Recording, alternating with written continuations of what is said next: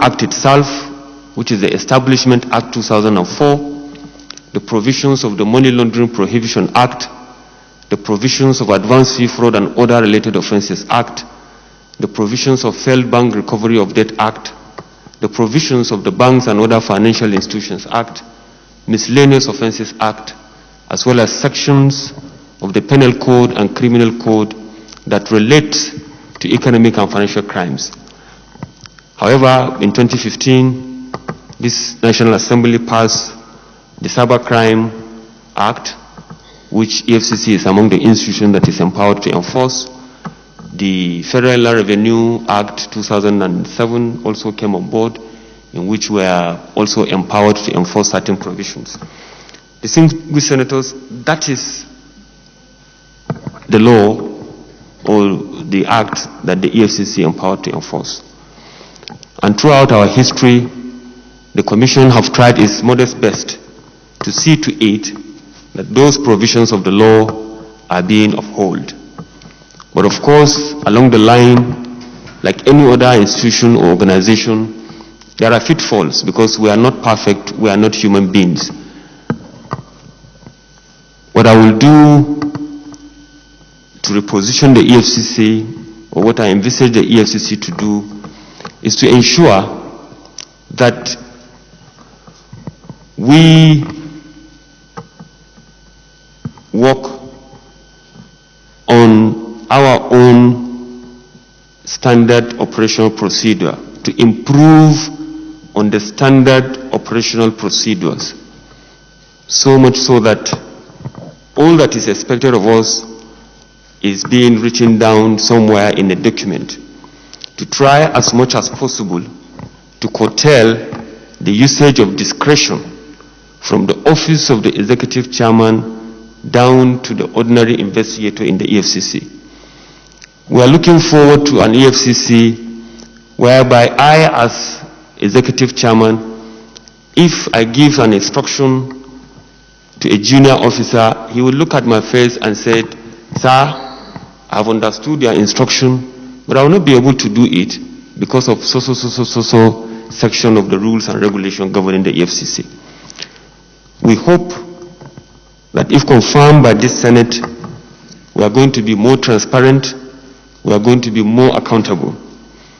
We have, of course, the lingering problem or issues bordering on management of assets, etc., etc. We hope, if given the opportunity, my colleagues and I will embark on the digitalization of the processes in the EFCC. In essence, what I'm saying is that we are going to embrace technology to enable us keep our records properly, so that as at when due, if Nigerians are asking questions, it's just a matter of pressing a button.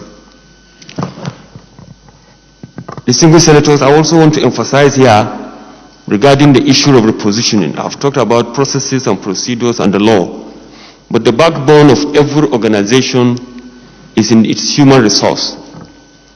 I hope and pray that we will still come back to this chamber, of course, for proper appropriation, etc., to enable us build the capacity of our staff at the EFCC to meet up with the current challenges of new typologies of crime, as well as trends in money laundering, etc., etc.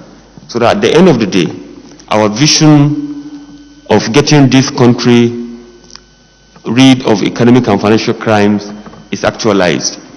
EFCC, as of today, we have, of course, an academy. We need to work on it, we need to reorganize it so that it meets up with the challenge of the current world. I have talked about the issue of synergy between the EFCC and sister security and law enforcement agencies in the country, as well as the work I envisage to do together with our own foreign strategic partners. We are going to work on that. We are going to strengthen it. EFCC is not a lone ranger. We are going to reach out. The job of fighting economic and financial crimes is for everybody to be on board. And we will ensure that because we don't have monopoly of knowledge, everybody is on board to ensure that at least we rid this country of economic and financial crimes. Going forward, and in relation to this, Mr. President, distinguished Senator, the EFCC under my watch, and if confirmed by this hallowed chamber, will work on proactive approach rather than reactive approach in the process of good governance in this country, rather than fighting wars of corruption. We understood at the Commission that there is difference between fighting corrupt people and fighting corruption. Fighting corruption is about good governance. It's about working on these institutions of government to tell them, areas where they need to work to avoid leakages, etc., etc. We're going to work on that, and hopefully the EFCC is going to be a better place in that regard.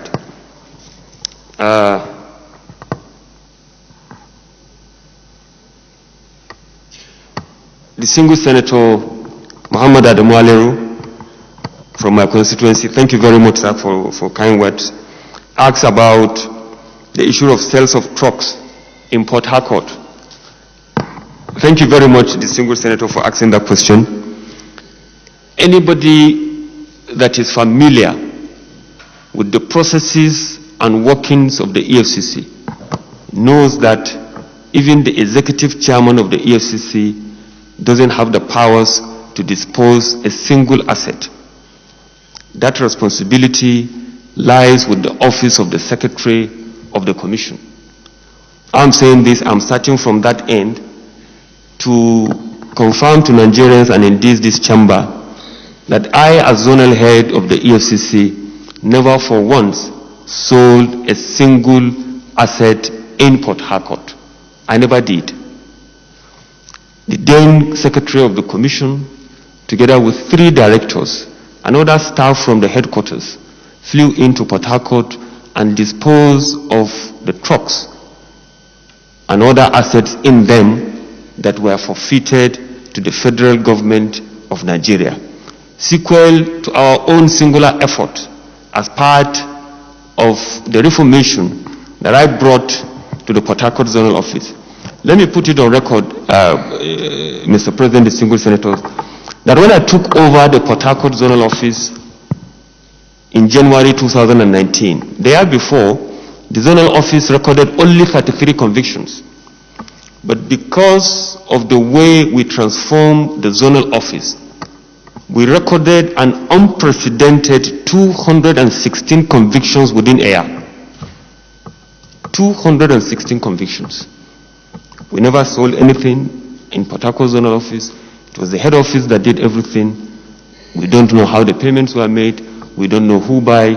We don't know who lost out in the auction, etc., etc. That is for the record. And besides, distinguished senators, assuming we even did that, the EFCC could have been the first to punish me. They could have investigated me. They could have even prosecuted me. But the then Director of Operations, who was our Director of Operations, who happens to be the acting chairman of the commission as at now, was the one that even posted me to Lagos, to head. Assuming I have something or skeletal or something bad that I did, he couldn't have been thinking of giving me high responsibility to manage the biggest operational base in the EFCC. Thank you very much, distinguished senators. Thank you, Mr. Nominee. One asks about the qualification, whether I am qualified by the provisions of the law to be the executive chairman of the EFCC. Mr. President, distinguished senators, the provision of the law is very clear. It says that the person to be so appointed as chairman should be a serving or retired security or law enforcement officer. Now the question is, am I a law enforcement officer? Yes, I am. Because by the provision of Section 2, Section 8, Subsection 5, that the EFCC, officers of the EFCC, in the discharge of their duty, have all the powers, authorities, privileges, and immunities of a police officer. We have been trained, as I said during my opening remark, as law enforcement officers.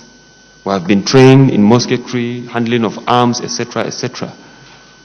Have been trained to arrest, to detain, to interrogate, and to also testify in court, which we have done and which I have been doing since I joined the EFCC. So in that regard, I'm eminently qualified. The second issue there is that the officer to be so nominated must have 15 years cognate experience in law enforcement. I've been in the EFCC since 2004. If we do the math, distinguished senators, you can see that I'm well over 15 years as a law enforcement officer.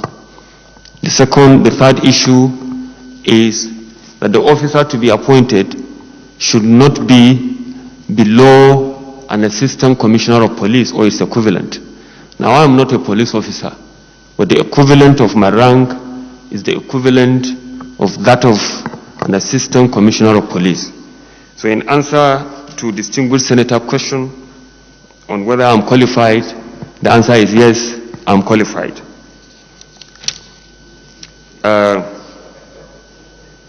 Distinguished senator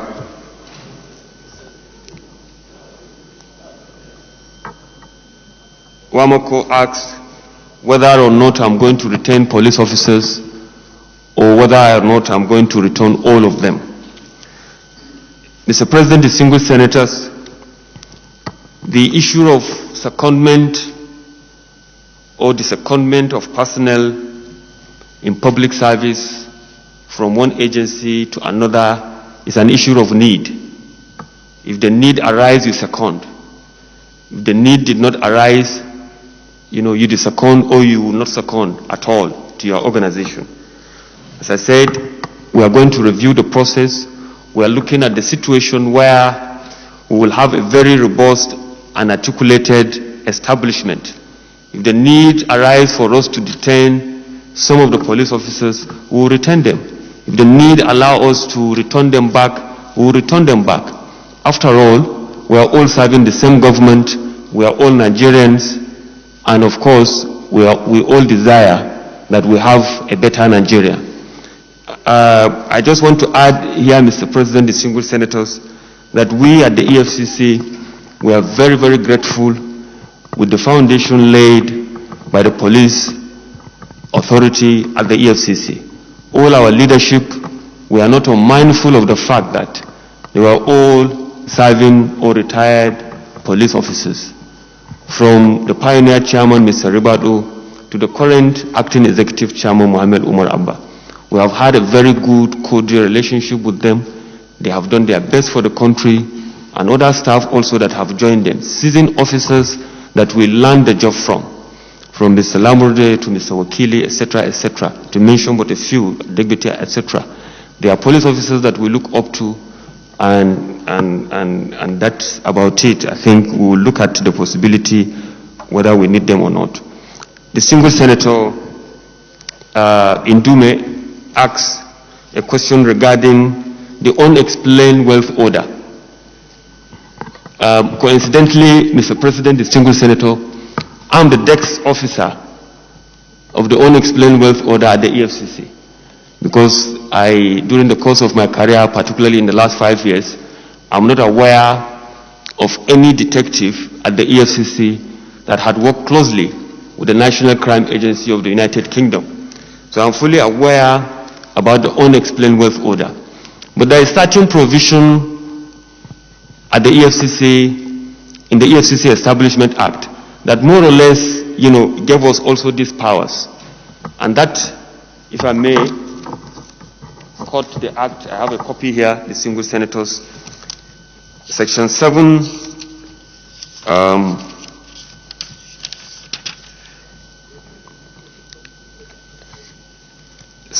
Section 7, subsection 1b states that the Commission has the power to cause investigation to be conducted into the properties of any person if it appears to the Commission that the person's lifestyle and the extent of the properties are not justified by his source of income. Meaning, without any complaint, without anything, if it comes to our knowledge that you have amassed so much properties that are not justified by your sources of income, the EFCC can ask question. And that is what, the simple definition or explanation regarding the unexplained wealth order. You have this property, the UK will ask you, what is this property for? And that is it. You explain. If you explain that, yes, this is how you earn it, so be it. If you did not explain, then they can further their investigation to determine how you acquired it. So I think looking at this provision, we are covered for now until we are seeing how other jurisdictions have fired with this unexplained wealth order. The next question is from distinguished Senator Markel. Thank you very much for your kind words. And you asked regarding the issue of Yahoo convictions versus that of high-profile cases. Let me put it on record, Mr. President, distinguished senators, that at the EFCC, we have over 90% success rate in court. Over 90% success rate in court. For every 100 cases that we charge to court, we secured convictions on 90. As I said during my opening remark, provisions of Cybercrime Prohibition Act, as well as Advanced Fee Fraud and Other Related Offences Act, are part of the acts that we are empowered to enforce. We are enforcing our laws based on the provisions of the law. That is regarding the issue of Yahoo. Yes, there are simple cases that will file 1 or 2 count charges, and normally the suspect or the accused or the defendants are young, Nigerians, that they can easily plead guilty. Particularly with the passage of the Administration of Criminal Justice Act 2015, they can easily plead bargain and continue their life. But the high-profile cases, we are dealing with politically exposed persons, people that have held position of power and authority, people that have access to funds and they can hire, the best lawyers in town. And of course, their reputation and what they stand for, calls to question. So of course, we need to iron it out. We need to have rigorous trial in court, and trials normally takes a very long time in our courts because of hurdles of trial, etc., etc. And particularly because of the issue of fair hearing. We need to be fair to the defendant and everybody. So we present our case as prosecution, and the defense is entitled to open its defense and open its case. But despite that, we have also tried, in respect of high-profile cases that the EFCC have charged to court, we have secured quite a number of convictions in that regard. I intend to improve on that. Of course, we diligently prosecuted our cases. That is why we are securing the convictions that we have. But we will tend to have more working relationship with the courts for them to understand, training and retraining, for them to understand some of these typologies. And let me also use this opportunity, Mr. President, distinguished senators, there is a way we can work on particularly amending, of course, some of our concerns regarding some of the emerging issues on AJA, etc. I believe there will be more better forum to discuss some of these issues on how some of these cases can be accelerated in their determination in our courts. Thank you very much. Senator Mohamed Anjumagoje asked 3-in-1 questions. He asked about issues of witch hunt by the EFCC for political and other reasons by some politicians. He also asked about issues of media trial by the EFCC, as well as given my young age, how I intend to withstand the pressure.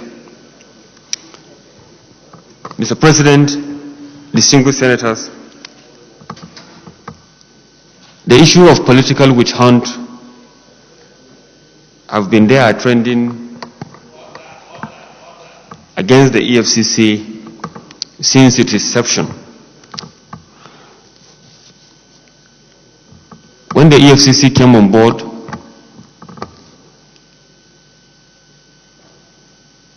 certain political party was in government, but I'm aware that members of that political party were also investigated and charged to court. Currently, another political party is in power, and members of that political party were also investigated and charged to court. When it comes to the issue of trial in court,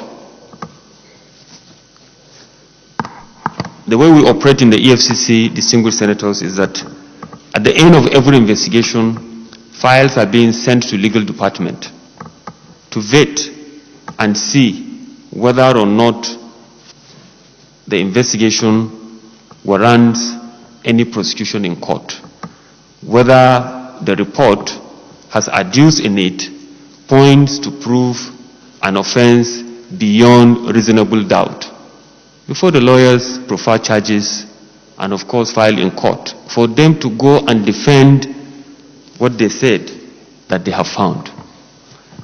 And as I said, we are not perfect, but during answering some of my previous questions, I do state here, and I stand to be challenged by everybody, that we have 90% success rate on matters that we have charged to court. On the issue of media trial, we have a responsibility as a commission to enlighten the general public regarding our activities as a commission, as an agency of government saddled with the responsibility of investigating economic and financial crimes. Matters that are in court, Mr. President, distinguished senators, are already in the public domain. The press have the right, like indeed any other Nigerian or even non-Nigerians, to demand for those records and print them, either on print or electronic media. So it is not within our purview or control to tend to determine which matter that is in court can be published and which matter cannot be published. On the issue of young age to withstand pressure, when my appointment was announced last Tuesday, an elderly man advised me, and he said, Malam Bawa, you are now 40 years old. Even if you succeed, unlike any of your predecessors, and serve 2 terms, you are still going to be 48. And he reminded me that you will still be too young. And he said that I have a very long future ahead of me.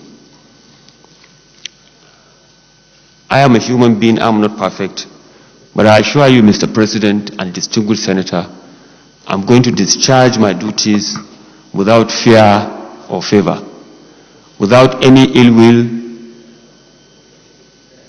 with the conscience of the fact that I'm a human being, that after this life I will die, and after my death there will be judgment and there will be sentence.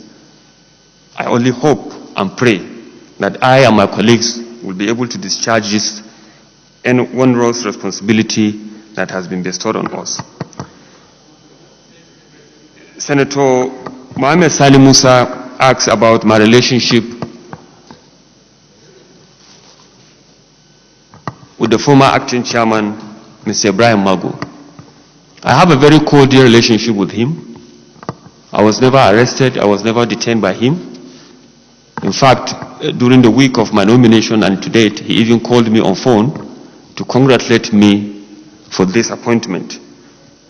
I maintain relationship with all my predecessors, God willing, if confirmed by this Senate. I'm in contact with all of them for consultations and for advice when the need arises. So I do have a very cordial working relationship with him. Senator Bulkachua and Senator Yai asks on the issue of recovered assets and whether or not what is recovered is being remitted to the government, and also what happened to such properties. The EFCC is not only serving the public, it also serves the private sector. And recoveries are made both for the public or for the government, and of course, for individuals in the private sector. As I said during my presentation, that the Lagos Zonal Office recovered over 10.9 billion last year. All of that money does not belong to the government, either federal government or state government. Federal government as victims have their own share of the money, so also the Lagos state government, so also Ogun state government, so also various individuals, corporate entities. So anytime an EFCC chairman do mention about the recoveries he made, he mentioned about everything that he has recovered, either for the government or for the public sector. Or for the private sector. So yes, somebody may think that yes, EFCC has said that they have recovered 1 trillion. Then they will go to the EFCC recovery account, and then they will see only 900 million, and then they will ask, why is 100 million? So those are some of the disparities that I hope, God willing, we are going to digitalize the process, we are going to be transparent, we are going to show accountability on everything that we do going forward. Senator Bulkachua more or less asks regarding the issues of properties, etc. In the EFCC, we have a full-fledged Directorate of Asset for Future and Recovery Management. A full-fledged directorate with director at the headquarters, as well as offices in all the zonal offices of the EFCC that manage assets on entering for future orders, as well as on final for future orders before disposal or being handed over to their victims. We are working on that. We are working on digitalization of the process. We are working on putting the records up to date. The government, even as we speak, are working on that as well. And more so because we already have a federal government committee that is working regarding all these assets. Very soon, I believe, Nigerians will know about that and benefit that they can derive from such properties. Senator Suleiman Kwari asks about how I'm going to conduct internal self-cleansing of the EFCC.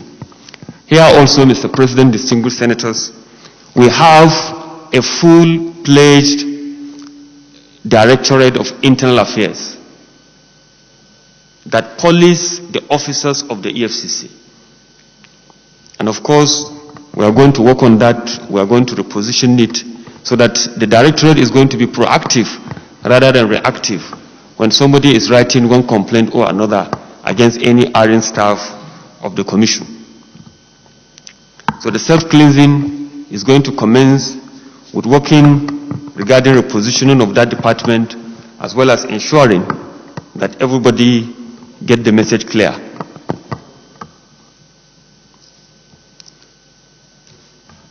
The single Senator Abdullahi Adamu asked about one thing that I feel that I can do differently.